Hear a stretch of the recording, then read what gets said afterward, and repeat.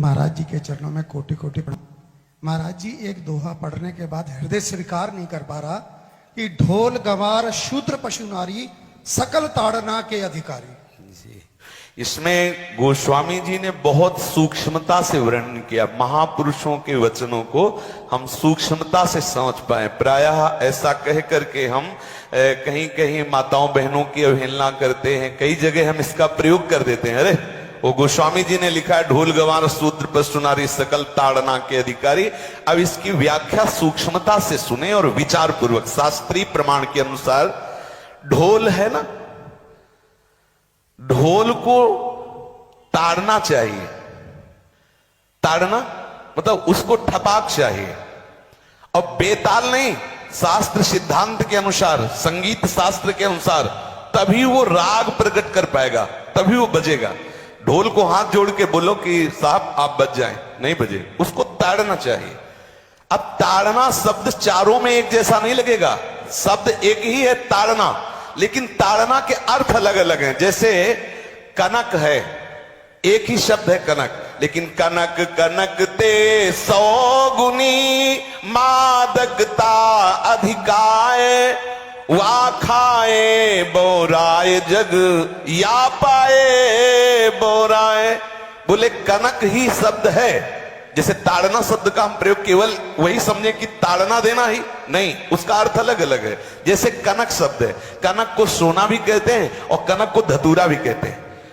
कनक को धतूरा भी कहते हैं। एक कनक है जिसके खाने से बावरा हो जाएगा और एक कनक है जिसके पाने से बावरा हो जाएगा। कनक शब्द एक ही है, लेकिन दोनों का अर्थ अलग अलग हो गया। ऐसे ही ढोल में ताड़न का तात्पर्य है उसको पीटना, लेकिन वो शास्त्रीय संगीत के आधार पर उसको ताल देना। ताल देने से ही वो राग प्रकट करता है, आनंद की उमगन करता है, ना कि प्रार्थना करने से। समझ रहे हैं? अच्छा, गंवार, गंवार कहते हैं विवेकहीन पुरुष को। विवेकहीन पुरुष को कोई कार्य दे दो और उस पर दृष्टि न रखो तो कार्य नष्ट हो जाएगा। वहां ताड़ने का तात्पर्य उसको पीटना नहीं है। उस अविवेकी गंवार पर दृष्टि रखो। जो आपने कार्य सौंपा है, जो भी कार्य उसका है, उस अविवेकी पर दृष्टि रखना ताड़ना हुआ। उस पर दृष्टि रखो, क्योंकि वो अविवेकी है, गंवार है, वो कार्य प्रणाली ठीक जानता नहीं। आप जहां त्रुटि होता संभाल लेना तो वो संभल जाए, क्योंकि वो गंवार है। और शूद्र, शूद्र का तात्पर्य होता शूद्र। वैसे जो वर्ण व्यवस्था में शूद्र का प्रादुर्भाव सबसे श्रेष्ठ जगह से प्रादुर्भाव है। वर्णन आता है ब्राह्मणोष मुखमाशीत बाहु राजन्य कृतः उरुददस जद वैश्या पदभ्याग्यं शूद्रो जायत।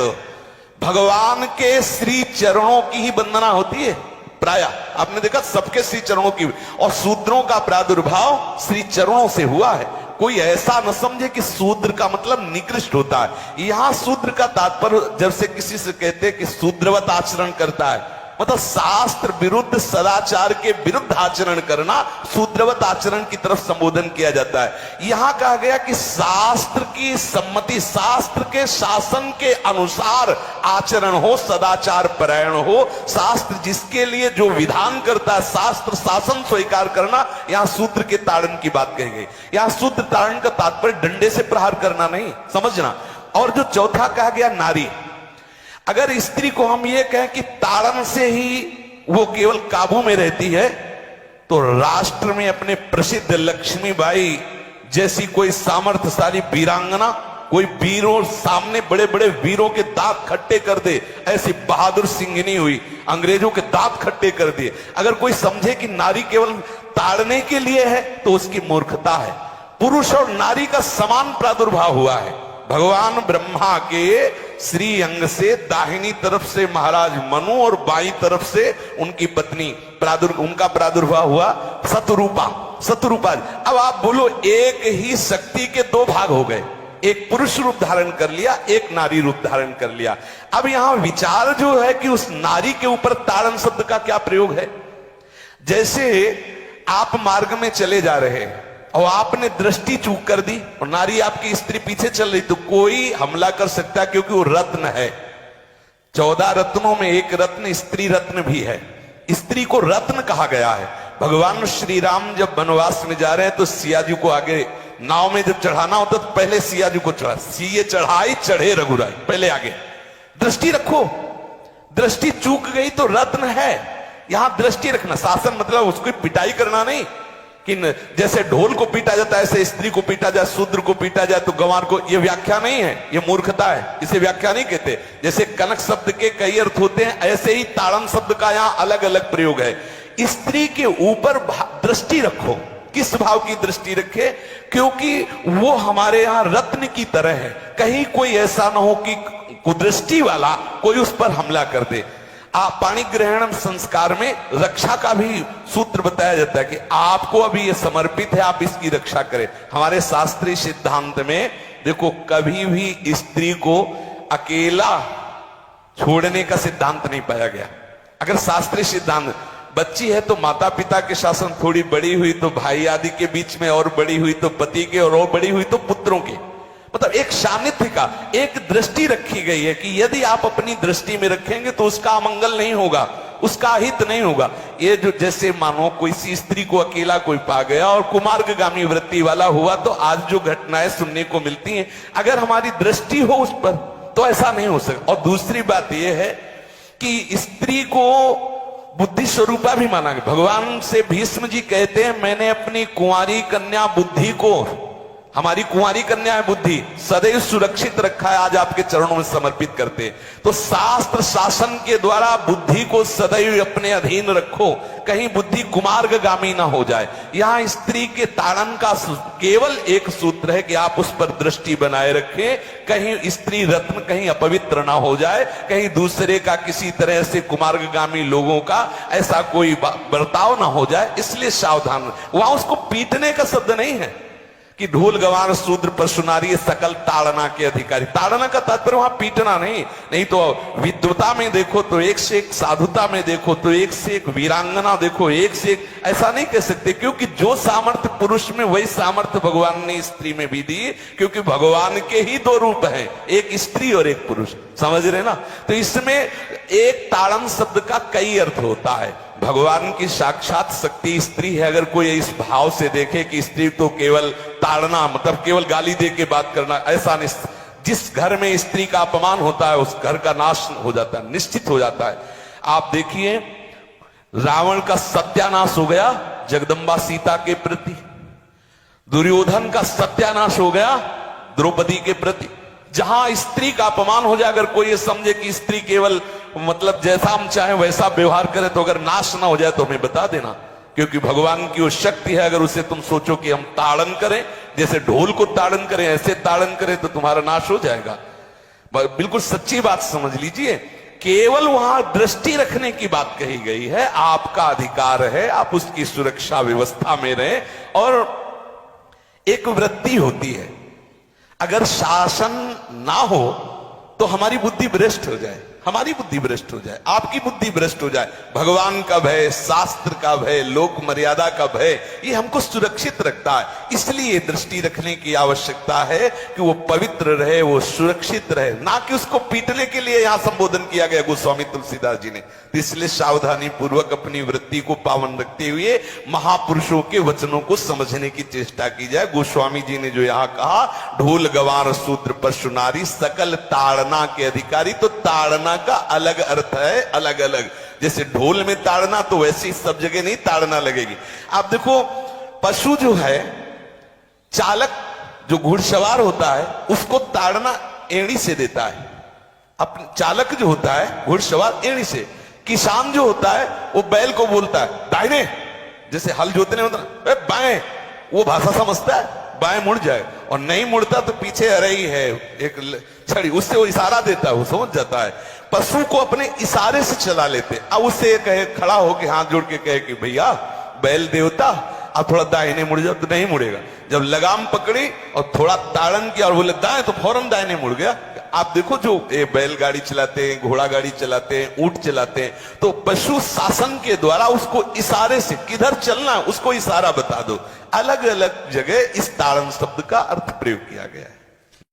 हरप्रीत सिंह जी पानीपत से। श्री हरिवंश में। महाराज जी, आपके चरणों में कोटि कोटि प्रणाम।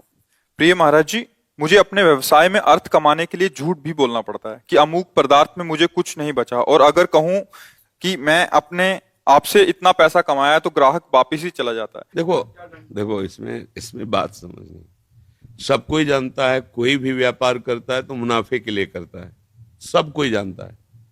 हम 100 की वस्तु लाए हैं, अगर हम 125 की देते हैं तो हमें बड़ी अकड़ से बोलना है कि 125 की देंगे, 1 पैसा कम नहीं देंगे। हम कितने की लाए इससे मतलब नहीं, तुम्हें 125 की लेना है तो ले और नहीं चले। उसमें झूठ बोलने की जरूरत नहीं कि देखो 90 की मिली है, वैसे हम 125 की बेचते हैं पर तुम्हारे लिए 100, ऐसे झूठ बोलने की जरूरत नहीं। साफ बात है, जब आप सत्य से चलोगे तो एक दिन आपकी व्यापार प्रसिद्ध हो जाएगी कि वहां जितना बोला जाता है फिक्स दाम है और वहां जो सामान मिलेगी पक्की मिलेगी, बेईमानी नहीं। एक बार आप सत्य पे चल के तो देखो। पर हम लोगों को सत्य पे थोड़ा विश्वास कम होता है ना। हाँ, बस सत्य पे चलो। सत श्री अकाल, वो सत्य है और वो वैभव संपन्न है। सत्य कैसा है? श्री, श्री माने वैभव, वो समस्त वैभवों का स्वामी है और वो कालातीत है। वो काल के फंदे में नहीं, काल के फंदे से छुड़ाने वाला है। आप लोग बोलते हैं ना जैसे शास्त्री अकाल, वो सत है, वो श्री है, वो अकाल है, तो उस पर विश्वास करो ना। है हाँ, सत में ही श्री छुपा हुआ है, सत में ही वैभव छुपा हुआ है। और हम लोग मानते हैं असत बोलेंगे तो थोड़ा मुनाफा हो जाएगा। नहीं, अब 100 की लाए हैं 125 की देंगे, तो ये 100 की लाए बोलना नहीं है, 125 की देंगे, तुम्हारी गरज हो ले नहीं, चलो मालिक सबका है, वो कहीं ना कहीं से भरण पोषण करेगा। जब आप ऐसे चलोगे ना तो थोड़ा सा तुम्हें लगेगा कि पड़ोसी की दुकान बहुत चल रही है, ले, और मन कहेगा कि यार झूठ बोलने में क्या जाता है। पर नहीं, सत से लगे रहोगे तो एक दिन तुम्हारा सत सबके विश्वास का पात्र बन जाएगा कि चीज अच्छी दो, उचित मुनाफा लो और बिल्कुल सत्य में रहो। कोई परेशानी नहीं। सब कोई जानता है कि 125 दे रहा है, इसमें मुनाफा ले रहा है, तो तुम्हारे नौकर है क्या भाई? परिवार है, लेबर लगाए हैं, सामान बेचे हैं, तुम्हारे नौकर है, काहे को चलेगा परिवार? व्यापार मुनाफे के लिए, और उसमें कसम खा कहते हैं मुनाफा नहीं बचता पर तुम्हें हम दे रहे हैं, ये प्योर झूठ है। तो ऐसा ले है? हाँ, ऐसा ले। उसमें नहीं, उचित दाम जैसे आप लगा लो ना और बस उस पर डटे रहो, 2, 4, 5 रुपया छोड़ दिया।